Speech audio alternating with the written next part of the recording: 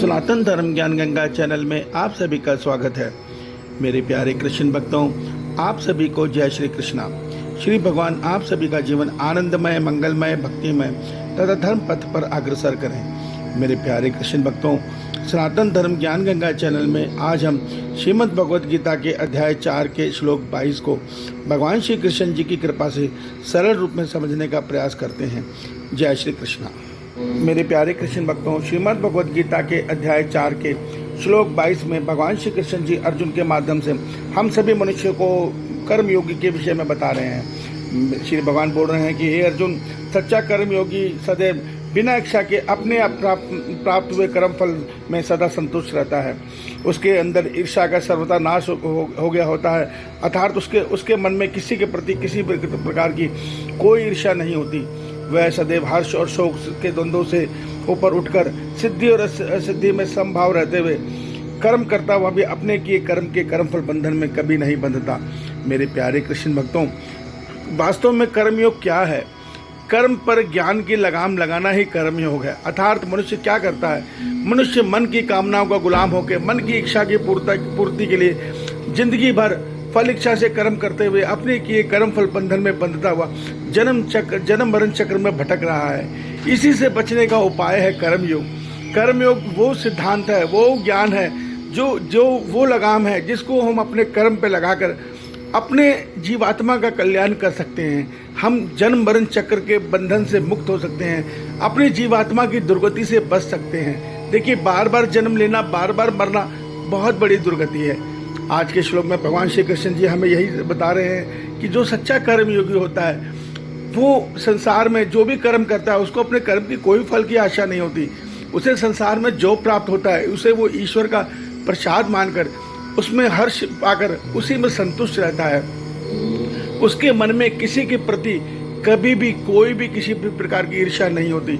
अर्थात वो ये कभी नहीं सोचता कि वो मुझसे अच्छा कर्म कर रहा है, वो बहुत आगे निकल रहा है, या उसके पास मुझसे ज़्यादा है, मेरे पास उससे कम है, वो मुझसे ज़्यादा ज्ञानी है या मुझसे कम ज्ञानी हूँ। ये सब चिंताएं उसके मन में नहीं होती। वो तो इन सबसे ऊपर उठकर अपने मन से अपने ईश्वर में स्थिर रहता है और अपने शरीर से सदैव कर्तव्य कर्म में लगा रहता है। ऐसे मनुष्य अपने किए कर्म में अगर उसको सिद्धि मिले या असिद्धि मिले, अर्थात उसका कर्म का फल उसके पक्ष में आए या ना आए, वो सदैव एक ही भाव में स्थित रहता है। और वो भाव होता है मन की परम शांति का भाव, मन में परमानंद का भाव। अर्थात उसका मन अपने परमानंद ईश्वर से जुड़ा होता है और वो संसार में अपने शरीर से कर्तव्य कर्म संसार के प्रति करता रहता है। ऐसा होता है सिद्ध कर्म योगी।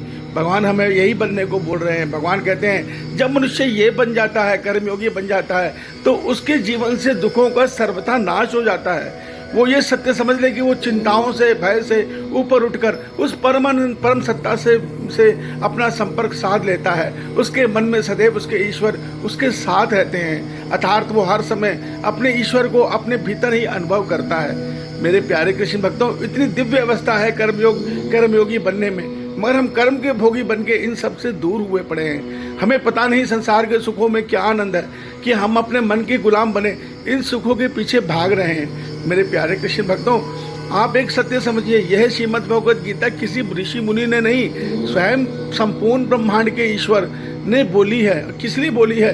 कि वो देख रहे हैं कि उनकी जीवात्माएं फल इच्छा से कर्म करके बार बार दुर्गति को प्राप्त हो रही है, अर्थात जन्म मरण चक्र में भटक रही हैं।